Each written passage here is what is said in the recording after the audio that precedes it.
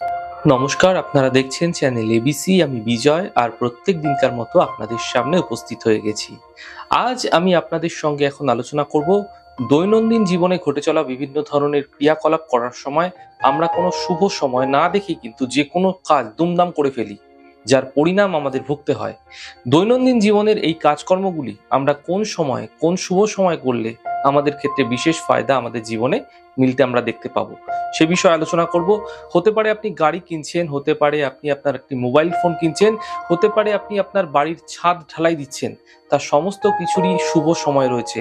যদি আপনি গৃহপ্রবেশ করার সময় শুভ সময় দেখে করেন, যদি আপনি বিবাহের লগ্ন শুভ সময় দেখে করেন, তাহলে কেনই বা আপনার প্রত্যেকটি কাজ শুভ সময় দেখে করা সম্ভব নয়, সে বিষয়ে এই এপিসোডে আলোচনা করব। দেখুন, প্রত্যেকটি বিষয় আপনারা মনোযোগ দিয়ে শুনবেন, খাতায় নোট করে নেবেন, সম্ভব হলে আপনাদের ক্ষেত্রে বিশেষ ফায়দাদার হতে চলেছে এই এপিসোড। আপনারা দেখুন, প্রথমে আলোচনা করব যে আপনি আপনার গৃহ নির্মাণ করছেন, আপনি আপনার বাসস্থান নির্মাণ করছেন, এরকম সময় আপনার ছাদ দেওয়ার প্রয়োজন হয়ে থাকে। যখন আপনারা ছাদ ঢালাই করছেন, একটি বিষয় অবশ্যই মাথায় রাখবেন। শাস্ত্রে উল্লিখিত 5টি এমন নক্ষত্র রয়েছে যেই দিন ভুল করেও কিন্তু ছাদ ঢালাই করা উচিত নয়। দেখুন, এই 5টি নক্ষত্রকে জ্যোতিষশাস্ত্রে পঞ্চক বলা হয়ে থাকে। এই 5টি নক্ষত্র কি কি?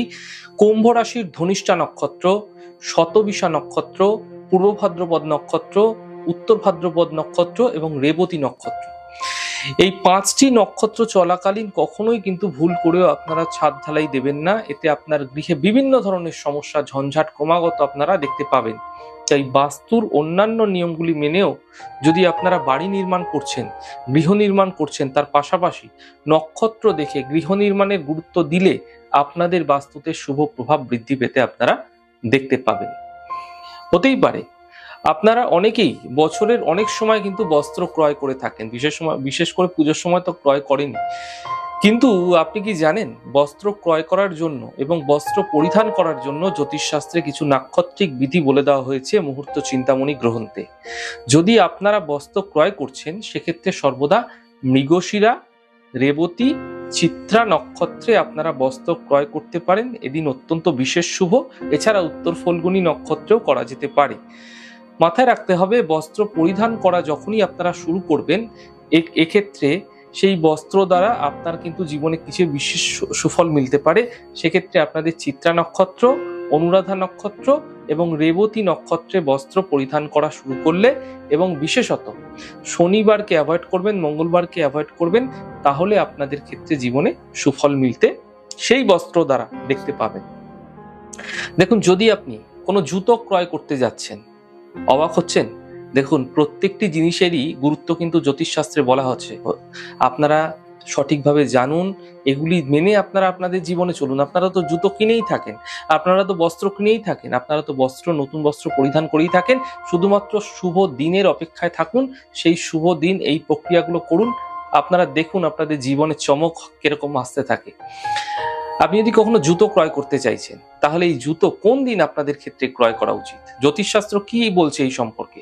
দেখুন, জ্যোতিষশাস্ত্র সমস্ত কিছু সঠিক উল্লেখ পাওয়া যায়।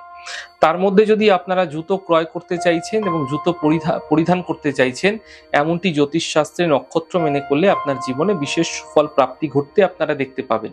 দেখুন, জুতো যখনই আপনারা ক্রয় করবেন, তা যেন চর নক্ষত্রযুক্ত দিন হয়, অর্থাৎ অশ্বিনী নক্ষত্র, পুনর্বসু নক্ষত্র, শ্রবণা নক্ষত্র এবং স্বাতী নক্ষত্র, এই 4টি দিনে আপনারা সর্বদা জুতো ক্রয় করবেন। মাথায় রাখতে হবে, এই 4টি দিন যখন আপনারা জুতো ক্রয় করছেন, চৌঘড়িয়াতে যেন কোনো রকম উদ্বেগ বা রাহুকাল না থাকে, এবং একই সময় যেন কোনো রকম স্থির লগ্ন না চলে। এই 3টি জিনিস যদি মেনে আপনারা জুতো পরিধান করছেন বা জুতো ক্রয় করছেন, এতে কিন্তু আপনারা যেই জুতো প্রথমে ক্রয় করে আনছেন, সেই জুতো দ্বারা আপনার জীবনে কিছু বিশেষ সুফল প্রাপ্তি ঘটতে অবশ্যই দেখতে পাবেন। দেখুন, জুতো পরে তো কেউ ঘরে বসে থাকে না, কোনো না কোনো বিশেষ কাজে যায়, কোনো না কোনো শুভ কাজে যায়। আপনারা দেখতে পাবেন আপনাদের জীবনে অগ্রগতি অবশ্যই হচ্ছে। দেখুন, বর্তমান যুগে মোবাইল আপনারা প্রায় সকলেই ব্যবহার করে থাকেন, কিন্তু আপনি কি জানেন আপনার মোবাইলে থাকা সিম কার্ডটি যে নাম্বারটি বহন করে চলেছে, তার যেরকম একটা প্রভাব আপনার জীবনে পড়ছে, ঠিক সেরকমই আপনি যেদিন সিম কার্ডটিকে কিনে বা ক্রয় করে নিয়ে এসেছিলেন, সেই দিনের শুভ প্রভাব বা অশুভ প্রভাব আপনার জীবনে পড়তে পারে। তাই কোন দিন আপনাদের ক্ষেত্রে সিম কার্ড ক্রয় করা উচিত, যখনই আপনারা আপনাদের মোবাইলের সিম কার্ড ক্রয় করবেন সর্বদা যেন শ্রবণা নক্ষত্র হয় এবং হস্তা নক্ষত্র হয়, অথবা মৃগশিরা নক্ষত্র যুক্ত দিনেও কিন্তু সিম কার্ড ক্রয় করা যেতে পারে। এর মধ্যে শ্রবণা নক্ষত্র অত্যন্ত বিশেষ গুরুত্বপূর্ণ, কারণ শ্রবণা কথাটা এসছে শ্রবণ থেকে, অর্থাৎ এটি একটি চন্দ্রের নক্ষত্র, মকর রাশিতে অবস্থিত হয়ে থাকে। এই নক্ষত্রযুক্ত দিনে যদি আপনারা সিম কার্ড ক্রয় করছেন, অথবা হস্তা অথবা মৃগশিরা নক্ষত্রে করা যেতে পারে। এই সিম কার্ডের মাধ্যম দিয়ে আপনার জীবনে ব্যবসায়িক ক্ষেত্রে হতে পারে, আপনার অন্যান্য যে কোনো ক্ষেত্রে, প্রফেশনাল ক্ষেত্রে হতে পারে, যে কোনো ধরনের ক্ষেত্রেই হোক, আপনারা কিন্তু আপনাদের জীবনে বিশেষ সুফল লাভ করতে দেখতে পাবেন। মাথায় রাখতে হবে যেই সময় আপনারা এই সিম কার্ডটি ক্রয় করছেন, চৌঘুরিয়াতে কোনো রকম যেন কোনো অশুভ প্রভাব না থাকে এবং লগ্নটি যেন কোনোভাবে স্থির লগ্ন না চলে, এটি আমাদের মাথায় রাখতে হবে। এই মোবাইলের সিম কার্ডটি যে ক্রয় করছেন তখন নক্ষত্র দেখে ক্রয় করলে আপনাদের ক্ষেত্রে ফায়দা মিলতে দেখতে পাবেন জীবনে। আপনি যদি বিশেষ করে ব্যবসায়ী হয়েছেন, আপনার ক্ষেত্রে প্রচুর ফোন আসার, প্রচুর কন্ট্যাক্ট আসার প্রয়োজন রয়েছে, এমন ক্ষেত্রে এগুলির প্রয়োগ করুন, ফায়দা মিলবে। দেখুন, যদি আপনি কোনো মামলা মোকদ্দমা করতে চাইছেন, কোনো ডিভোর্সের কেস হতে পারে, কোনো ডিভোর্সের কেস ফাইলিং হতে পারে, বা আপনার কোনো বিশেষ মামলা মোকদ্দমা রয়েছে তা আপনি করতে চাইছেন, সেক্ষেত্রে আপনারা সর্বদা উগ্র নক্ষত্রে করবেন। উগ্র নক্ষত্র দিন আপনারা মামলা করছেন, তো এতে আপনাদের মামলা মোকদ্দমা দ্রুত নিষ্পত্তি ঘটতে পারে। এমন ক্ষেত্রে ভরণী নক্ষত্র, পূর্ব ফাল্গুনী নক্ষত্র, পূর্বাষাঢ়া নক্ষত্র এবং পূর্ব ভাদ্রপদ, এই 4টি নক্ষত্রযুক্ত দিনে আপনারা কিন্তু মামলা মোকদ্দমা কেস ফাইলিং করতে পারেন। মাথায় রাখতে হবে লগ্ন যেন চর লগ্ন চলে যেই সময় করবেন, এবং এটাও মাথায় রাখতে হবে আপনাদের যে যেই সময় আপনারা কেস ফাইলিং করছে সেই সময় কোনো রকম যেন রাহুকাল বা কোন রকম অশুভ সময় যেন না থাকে, সেইগুলি দেখে আপনারা যদি করছেন, যাতে আপনারা ফায়দা নিষ্পত্তি দ্রুত ঘটতে দেখতে পাবেন। দেখুন, যদি আপনি কারোর সাথে ব্যবসায়িক লেনদেন করতে চাইছেন, ব্যবসায়িক আপনারা কোনো রকম যোগাযোগ করতে চাইছেন, এছাড়া কোনো বন্ধুত্বপূর্ণ সম্পর্ক গড়ে তুলতে চাইছেন, আপনি কাউকে প্রপোজাল দিতে চাইছেন, সেটা ভালোবাসার প্রপোজালও হতে পারে, ভালোবাসার মানুষকে কোনো কিছু জানাতে চাইছেন, কোনো প্রপোজাল দিতে চাইছেন নতুন কাউকে, এমন ক্ষেত্রে আপনারা সর্বদাই কিন্তু পুষ্যা নক্ষত্র এবং মৃগশিরা বা চিত্রা বা অনুরাধা নক্ষত্র যুক্ত দিনে প্রপোজাল দিন। ব্যবসায়িক আলোচনা করুন, এতে আপনাদের ব্যবসায়িক আলোচনা ভালো হবে। আপনি কোনো প্রপোজাল দিলে সেই প্রপোজাল আপনাদের ক্ষেত্রে পজিটিভ দিক উন্মোচিত করবে।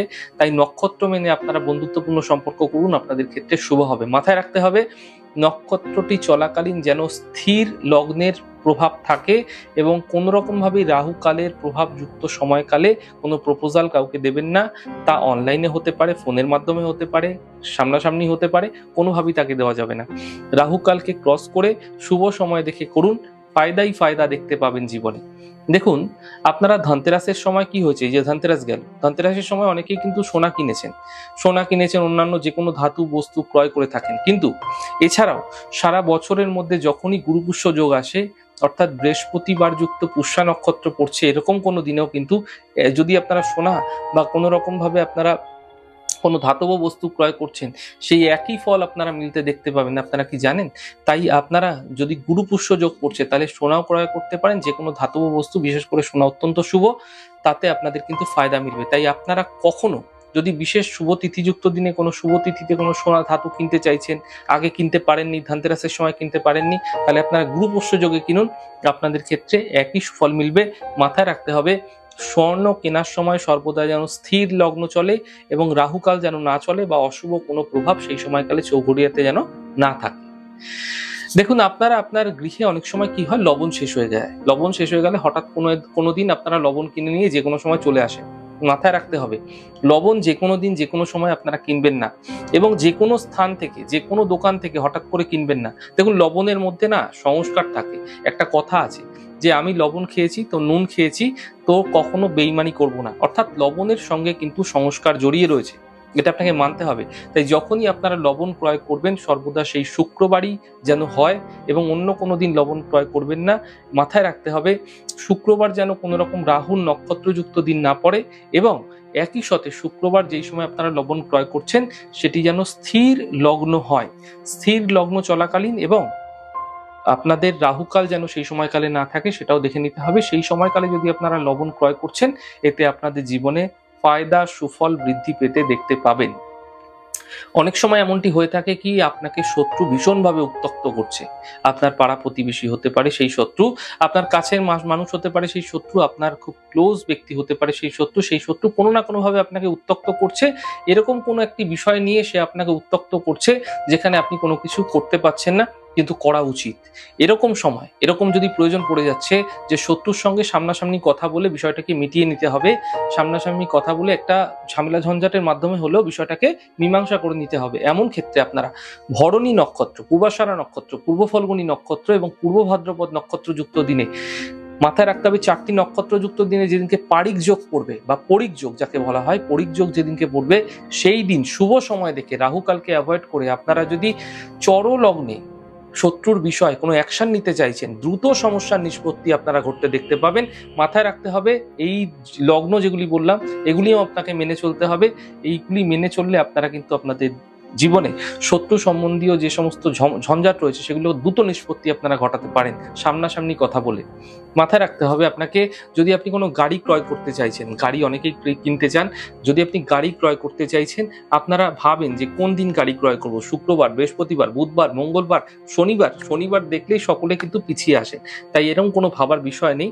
মাথায় রাখতে হবে যখনই আপনি গাড়ি ক্রয় করছেন, গাড়ি ক্রয় করার সময় সর্বদা নক্ষত্র দেখতে হয়। শুক্লপক্ষে গাড়ি ক্রয় করবেন এবং মাথায় রাখতে হবে আপনাকে ধনিষ্ঠা নক্ষত্র, শতবিশা নক্ষত্রযুক্ত দিনে এবং শ্রবণা নক্ষত্রযুক্ত দিনে, এছাড়া পুনর্বসু নক্ষত্র, স্বাতী নক্ষত্র এবং অশ্বিনী নক্ষত্রযুক্ত দিনেও কিন্তু গাড়ি ক্রয় করা যেতে পারে। এই 6টি নক্ষত্রযুক্ত দিনে যদি আপনারা গাড়ি ক্রয় করছেন, সব থেকে শুভ হচ্ছে শ্রবণা, ধনিষ্ঠা নক্ষত্র এবং শতবিশা নক্ষত্র। এই 6টি নক্ষত্রের মধ্যে যদি আপনারা গাড়ি ক্রয় করছেন এবং সেই দিনটি যেন কোনোভাবেই শনিবার বা মঙ্গলবার না হয় সেটি দেখে নেবেন। চেষ্টা করবেন শুক্রবার গাড়ি ক্রয় করার এবং শুভ সময় দেখে, চর লগ্ন দেখে আপনারা গাড়ি ক্রয় করুন। চর মিন্স এখানে বলা হয়েছে যা চলমান, এবং স্থির লগ্নের কথা যেখানে যেখানে উল্লেখ করেছি সেখানে স্থিরতা কাজকর্মগুলোকে বলা হয়েছে।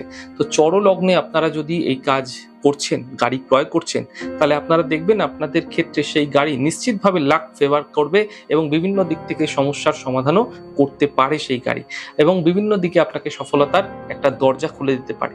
তাই এই তিথি মেনে, নক্ষত্র মেনে আপনারা যদি আপনাদের জীবনে প্রত্যেক দিনকার দৈনন্দিন বিভিন্ন ধরনের কাজকর্ম আছে, আর বহু কিছু রয়েছে, সমস্ত কিছু একটি এপিসোডে বলা সম্ভব নয়, সেই কাজগুলি যদি আপনারা করছেন আপনারা দেখবেন আপনাদের জীবনে চমকই চমক দেখতে পাবেন।